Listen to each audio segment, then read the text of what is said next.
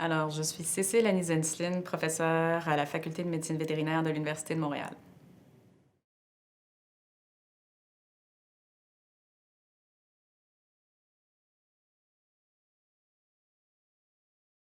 Alors, comment je conçois l'approche d'une seule santé et comment je l'applique dans le cadre de mes travaux de recherche? Donc, pour moi, le concept d'une seule santé, c'est à la fois une vision d'une problématique et une approche.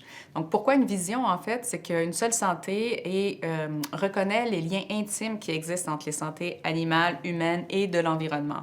Donc, par exemple, certaines problématiques comme les zoonoses, les maladies émergentes infectieuses ou l'antibiorésistance sont des exemples de problématiques pour lesquelles on n'aura pas le choix finalement de reconnaître ces liens intimes.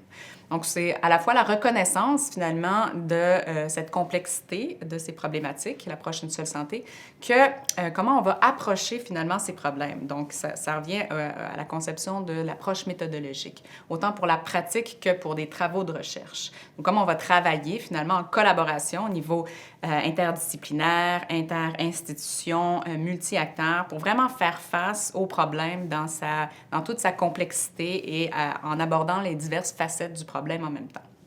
Personnellement, dans mes travaux de recherche, je m'intéresse vraiment au développement et à l'évaluation de ces programmes politiques, interventions dites une seule santé.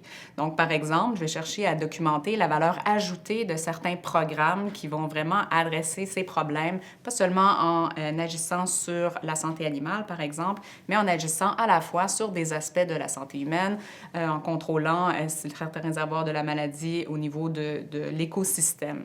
Donc, je m'intéresse vraiment à documenter la valeur ajoutée de ces approches qui sont reconnues comme étant des approches qu'il faut absolument mettre en œuvre dans les prochaines années. Mais finalement, quand on regarde ce qu'on connaît déjà de leur valeur ajoutée, on se rend compte qu'on sait peu de choses sur leur vraie valeur ajoutée et ce qui crée, comment on crée cette valeur ajoutée de façon durable, comment on agit finalement en collaboration, tous ces secteurs, de façon efficace et efficiente aussi économiquement.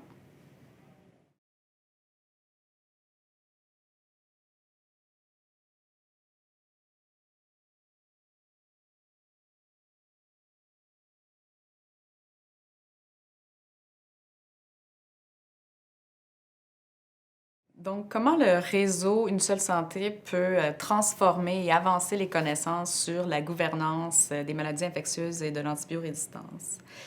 Je crois que ce réseau va être absolument unique et innovant dans le sens où ce sera la première fois, selon moi, qu'au Canada, on met ensemble des chercheurs d'horizons aussi différents, tant des sciences de la santé que de la médecine humaine, vétérinaire, l'épidémiologie, des sciences sociales, qui vont travailler vraiment sur ces aspects de gouvernance qui sont vraiment très importants dans le contexte actuel.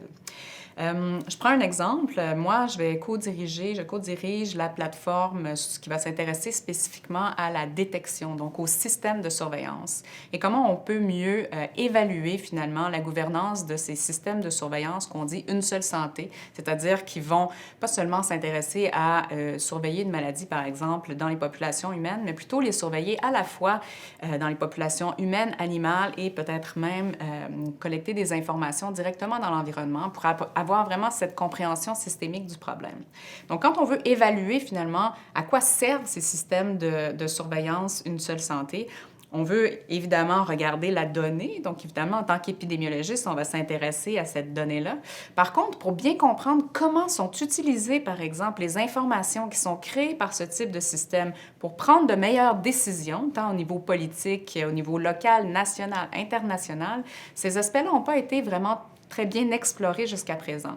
Donc, pour nous, comme épidémiologistes, par exemple, ça sera vraiment très important d'aller chercher ces collaborations qui vont être maintenant facilitées grâce au réseau de chercheurs en sciences sociales qui vont avoir une vision complètement différente du problème.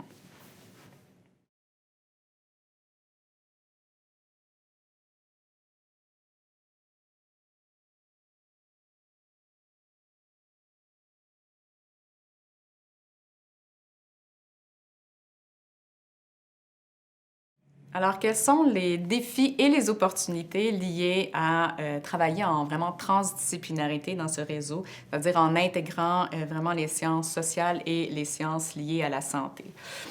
Je crois qu'un des principaux défis auxquels on devra faire face, c'est vraiment avoir un langage commun. Donc, vraiment être capable d'échanger, de se comprendre entre chercheurs, scientifiques qui avons été formés dans des paradigmes scientifiques bien, bien différents. Donc, seulement l'utilisation, la définition des mots, on peut prendre la surveillance, la gouvernance globale, justement. Qu'est-ce que tout ça veut dire? On aura tous probablement des définitions légèrement différentes. Donc, il y aura idéalement le développement justement d'un glossaire qui va nous permettre d'avoir une compréhension commune de ces concepts importants. Même chose pour les méthodologies. On a tous, c'est à la fois pour moi un défi et une opportunité, dans le sens où on va avoir tous tendance à utiliser les outils et les approches méthodologiques qu'on connaît, qui sont reconnus dans nos propres disciplines pour faire face à certaines questions de recherche, par exemple. Par contre, je vois aussi comme une opportunité, dans le sens où ça serait très intéressant d'aborder la même problématique avec des méthodologies et des regards complètement différents. D'après moi, il y aura vraiment une valeur ajoutée, encore une fois, pour des scientifiques qui ont des backgrounds très différents, d'aborder cette problématique dans toute sa diversité avec des approches méthodologiques différentes. Pour moi, c'est vraiment comme ça qu'on va générer de nouvelles connaissances sur ces aspects de gouvernance et qu'on va pouvoir créer des outils aussi pour les praticiens, pour les gens qui travaillent vraiment sur le terrain, pour pouvoir mieux gérer les programmes qui sont vraiment intégrés Une seule santé, mieux les évaluer également avec certains outils, certaines bonnes pratiques qu'on va pouvoir développer de cette façon, des outils qui seront bien adaptés à leurs besoins.